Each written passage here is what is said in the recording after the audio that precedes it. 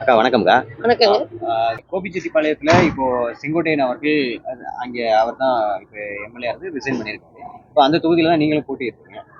அப்படி இருக்கும்போது ஒரு மிகப்பெரிய ஜாம்பவானா கருதப்படுற கோபிச்செட்டிப்பாளையம் செங்கோட்டையனா இருக்கட்டும், உங்களோட இதுவும் எப்படி இருக்கும்?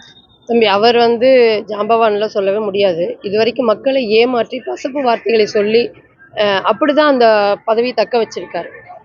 ஒண்ணும் இல்ல. சட்டமன்ற உறுப்பினரா தான் குடுத்துருக்காங்க பொறுப்பு. நீ மக்களுக்கு செய்யணும்ல. நான் 6 மாதம் இருந்திருக்கு, செஞ்சிருக்கணும். நீ அந்த பொறுப்பே வேண்டாங்கிறீங்கன்னா, நீங்க மீண்டும் நிக்காம விட்டுருவீங்களா? என்னோட கேள்வி அதுதான். அடுத்து வருகின்ற சட்டமன்ற தேர்தல்ல வேட்பாளரா நிக்காம விட்டுருவீங்களா? அப்படி விட்டீங்கன்னா பரவால்ல. ஆனா நீங்க என்ன ஒருவேளை அதுல தோற்றுருவோம் அப்படிங்கிறனால, சாக வரைக்கும் தான் அந்த பொறுப்புல இருக்கணும் அப்படிங்கிறது முழுக்க முழுக்க சுயநலம் தானே!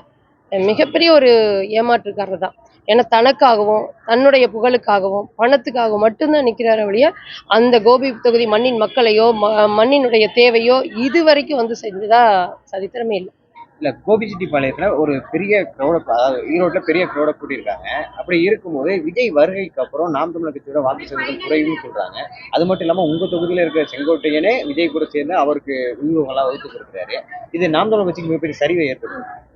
நாம் தமிழர் கட்சி தத்துவத்தையும் சித்தாந்தத்தையும் வைத்து நகர்கின்ற கட்சி தம்பி. கூட்டம் வருதுங்கிறீங்க, அது நமிதா, திரிஷா இருக்கக்கூடியவங்க யாரு வந்தாலும் வரத்தான் செய்யும். அவர் வியூகம் வகுக்கிறது அப்படின்னா, இன்றைக்கு என்ன வியூகம் வகுத்துட்டாரு? நீ வியூகம் வகுக்கணுமா அதுக்கு? ரசிகர்னாவே வரத்தானே செய்வாங்க. அப்ப அது அவர் வியூகம் வகுக்கிறதில்ல. அவர் தன்னுடைய சுயநலத்துக்காக நிக்கிறார். நாளைக்கே விஜய் கட்சியில் நம்ம நின்னு வெற்றி பெற முடியாது அப்படின்னா, அடுத்து திமுகவுக்கு போவார். அவர் எப்படியாவது வெற்றி பெறணும். அதுதான் அவருடைய நோக்கமா இருக்கு. அப்ப அது காலம்னு ஒண்ணு இருக்குல்ல. இயற்கை அதுக்கான ஒரு பதிலடிய கொடுக்கும். அப்படிதான் தம்பி இங்க நாம் தமிழருக்கான நான் தொடர்ச்சியா முதல்ல சின்னம் அறிவிச்ச உடனே சுவரொட்டிகள் 1000, 2000 சுவரொட்டிகள் தொகுதி முழுக்க ஒட்டுனோம். அடுத்தது அது மேல விளம்பரங்கள் அடுத்த நாளே ஒட்டியதுனால மக்களுக்கு போய் சேரலின் நெகிழி அட்டைகள் ஒரு 500, 600 அட்டைகள் கட்டியிருக்கோம். அது அப்படியே இருக்கு. அடுத்தது பார்த்தீங்கன்னா, வாகன பரப்புரை முதல் முறையா போட்டு ஏன்னா நம்ம முதல்ல வேட்பாளரா நிக்கிற நம்ம மக்களுக்கு அறிமுகமாகணும். சீமானன் அதை தான் சொல்றாரு. மக்கள்கிட்ட போங்க, மக்கள்கிட்ட என்ன சிக்கல் இருக்குன்னு தெரியுங்க. அப்பதான் அதை சரி செய்ய முடியும்.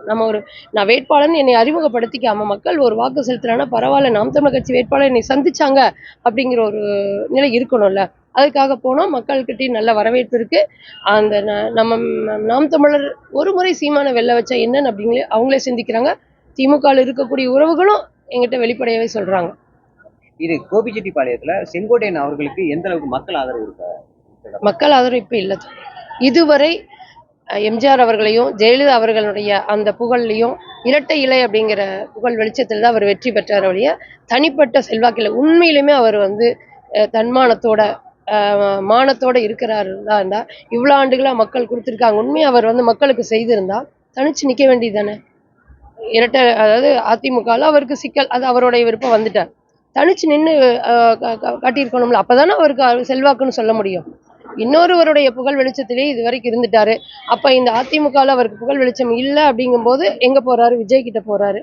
அங்க இல்லைங்கும் போது திமுகவுக்கு போவார். இதுதான் அவருடைய என்ன சொல்றது இப்போ நிலைப்பாடு. நாம் தமிழர் கட்சி திருமாவளவன் அவர்களையோ பாமக ராமதாஸ் அன்புமணி ராமதாஸ் இவர்களை எதிர்க்கிறதை விட விஜயும் ஒரு தமிழன் தானே, ஏன் இவரை ரொம்ப அதிகமா எதிர்க்கிறது? தம்பி இல்ல. இப்ப அவர்கள் எல்லாம் ஒரு களத்துல ஒரு பணியை செய்திருக்காங்க. ராமதாஸ் ஆகட்டும், திருமாவளவன் அவங்கெல்லாம் உழைக்கின்ற மக்களுக்கு, ஒடுக்கப்பட்ட மக்களுக்கு, தமிழ் மக்களுக்கான ஒரு பணி அரசியல் களத்தில் செஞ்சிருக்காங்க. தவிர்க்க முடியாம சில நேரங்கள் கூட்டணி போயிருக்கலாம். ஆனால் விஜய் அவர்கள் முழுக்க முழுக்க தன்னுடைய அதாவது நடிகரா இருந்து அப்படியே இந்த அரசியல் களத்துக்கு கொண்டு வர்றாரு பாத்தியா. அது எப்படி ஏற்றுக்கொள்ள முடியும்? நீங்க சொல்லுங்க. இது மக்கள் ஏத்துக்கிறாங்கல்ல, மக்கள் அவர் பின்னாடி போறாங்கல்ல. பின்னாடி போறாங்க அப்படின்னா தேர்தல் வரட்டுங்க. வெற்றி பெற வச்சு மக்கள் வாக்கு செலுத்துறாங்கன்னா அப்புறம் பார்க்கலாம். ஆனா அது எப்படி சொல்றது? அது அப்படி சரியா இருக்காது. இப்ப இன்னைக்கும் சூர்யா தான் ரசிகர் மன்றம் வச்சிருக்காங்க. மற்ற எல்லாரும் தனுஷ் தான் வச்சிருக்கு. எல்லாருமே இருக்கு. ஆனால் அவர்கள் அதை எதற்கு பயன்படுது? அது ஒரு கலையாகவும் அஜித் தான் இருக்காரு. அவர் வெளிப்படையாவே சொல்லியிருக்காரு. அது ஒரு கலை. அது அது நம்ம மதிக்கிறோம். ஏன்னா இந்த மண்ணுல சிறந்த ஒரு கலைஞன். அது ஏற்றுக்கொள்ள முடியும். ஆனா இந்த மண்ணினுடைய சிக்கல் உங்களுக்கு வரலாறே உங்களுக்கு தெரியல. ஓ விஜயமங்கலத்தில் வந்துட்டு காளிங்கராயனை மாற்றி மாற்றி தவறாக பதிவு பண்ணுறீங்க. வரலாறு தெரியாத நீங்கள் இந்த மண்ணுடைய மக்களுக்கு நீங்கள் எப்படி ஒரு சரியானது செஞ்சிட முடியும்? ஆனா மக்கள் வந்து இப்போ உங்கள்ட்ட சித்தாந்தம் இருக்குதா, வரலாறு இருக்குதா, இதை பார்க்கலையே. மக்கள் வந்து வாக்கு செலுத்தணும், யாரு நமக்கு இலவசங்கள் தருவாங்க, யாரு நமக்கு நல்லா செய்வாங்க அப்படிங்கிற மாதிரி தானே பார்க்கறாங்க. இலவசங்களுக்காக கையேந்தி வைக்கிற நிலைக்கு ஆளாக்குனது யார்? இதுவரை 60 ஆண்டுகளா இந்த திராவிட கட்சிகள் தானே.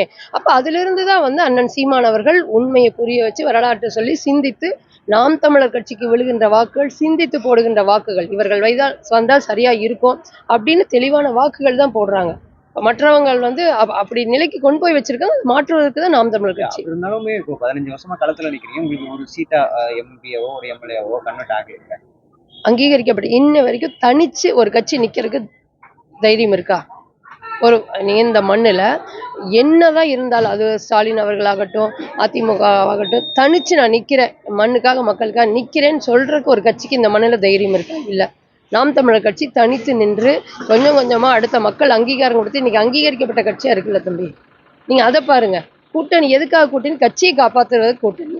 அண்ணன் சீமான் அவர்கள் எதுக்கு நிற்கிறார்? மக்களை காப்பாற்றுறதுக்காக தனிச்சு நிற்கிறார். நாம் தமிழர் கட்சி பிஜேபியோட ஒரு அங்கமாயிருக்கு. அண்ணன் சீமான் அவர்கள் ஆர்எஸ்எஸ் மேடையில தோன்றாங்க. நீங்க ஆர்எஸ்எஸ் மேடையில போய் பாரதியாரை பேசினதுக்கு அப்புறம் குருமூர்த்தி அவர்கள் எங்களுக்காக ட்வீட் போடுறாரு. பிஜேபியோட ஒரு அங்கமாயிருக்கு. இல்லை தம்பி, அது அந்த பிகில் அமைப்பு நடத்துனதுல தொடர்ச்சியா வந்து திமுக காரங்க தான் அந்த மேடையில பேசியிருக்காங்க. மேடைகள் எங்க வேணா இருக்கலாம். ஆனா அதுல பேசக்கூடிய கருத்துக்கள், எடுத்து வைக்கக்கூடிய கருத்துக்கள், பாரதியை பற்றி அவர் பேசினது யாராலையும் பேசிடவே முடியாது. அப்படிப்பட்ட உண்மையை இயற்கையா அவருக்கு வந்து வழிகாட்டியா இருக்குது. தமிழ் அவரோட நிக்குது தம்பி. அதனால வந்து மேடைகள் எதுவா இருந்தா என்ன, பேசக்கூடிய கருத்துக்கள் என்ன பேசுறாரு அப்படிங்கிறத பார்க்கணும். 2021 தேர்தல் வந்து மும்முனை போட்டி திமுக, அதிமுக, நாம் தமிழர். இப்போ விஜய் அவர்கள் வந்திருக்காரு. விஜய் வந்து அதிகமான இளைஞர் வாக்குகளை இழுக்க போறாரு அப்படிங்கிற மாதிரி சொல்றாங்க. இது நாம் தமிழர் கட்சிக்கு மிகப்பெரிய பாதிப்பு இல்லையா? நாம் தமிழர் கட்சிக்கு எதுவுமே பாதிப்பு கிடையாது. நாம் தமிழர் கட்சி தனிச்சு நிக்குது. மக்களையும் மண்ணையும் நம்பி நிக்குது. நிச்சயமா இந்த 2026 தேர்தல் இந்த தமிழக அரசியல் வரலாற்றில் ஒரு பெரிய மாற்றத்தை ஏற்படுத்த போகுது.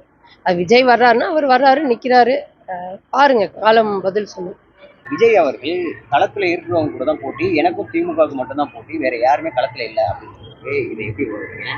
நாம் தமிழர் கட்சி களத்திலே இல்லை அப்படிங்கிற உங்களை எதிர்க்கிற ஐடியாவே எங்களுக்கு இல்லை பாசே அப்படிங்கிற களத்துக்கு வராதவங்க அப்படித்தானே தம்பி சொல்ல முடியும். ஏன்னா அவரு ஒரு திரைக்கவர்ச்சி அப்படிங்கிறத வந்து இன்னைக்கு வந்து அரசியல் வியாபாரமாக்க பார்க்குற ஒரு சூழல் தான் இருக்கு. அவர் அப்படித்தானே சொல்ல முடியும். அதை விட எனக்கு என்ன வருத்தம்னா, ஈரோட்டில் வந்துட்டு காளிங்கராயனுடைய வரலாறு தெரிஞ்சா சொல்லணும். இல்லை அப்படின்னா பாம்பை பார்த்தாரு, பாம்பு உட்காந்தது அப்படின்னா அவர் கட்டிய அந்த கால்வாய் வந்து பாம்பு போல இருக்குது அப்படிங்கிறது தான் உண்மையை ஒழிய, பாம்பை பார்த்தாரு இப்படி உட்காந்தாரு அப்படின்னு வரலாற்றையே மாற்றுறது அப்படிங்கிறது மிகப்பெரிய ஒரு வேதனையா இருக்கு. இவங்க வந்து வரலாற்றை பேசாம கூட விட்டுலாம். இயற்கை எனது நண்பன், வாழ்க்கை எனது தத்துவாசிரியன், வரலாறு எனது வழிகாட்டின்னு தலைவர் சொல்லியிருக்கார். அண்ணன் சீமான் அவர்கள் அப்படிதான் உண்மையான வரலாற்றை மிக சரியாக எடுத்து வரும் தலைமுறைகளுக்கு நடத்திட்டு வர்றாரு. காணொளிகளாக போட்டு காட்டுறாரு. அப்படி இருக்கும்போது இவர்கள் இப்படி இந்த வரலாறு தெரியாத வரலாற்றை யாரோ தேடி எடுத்து கொடுத்ததை வச்சு பேசுறது அப்படிங்கிறது மிகப்பெரிய ஒரு வேதனையாவே நான் பதிவு பண்றேன். களத்துக்கு அவர் வந்தா தானே தெரியும். வராதவங்க அப்புறம் அப்படிதானே சொல்லுவாங்க. நன்றி. நன்றி.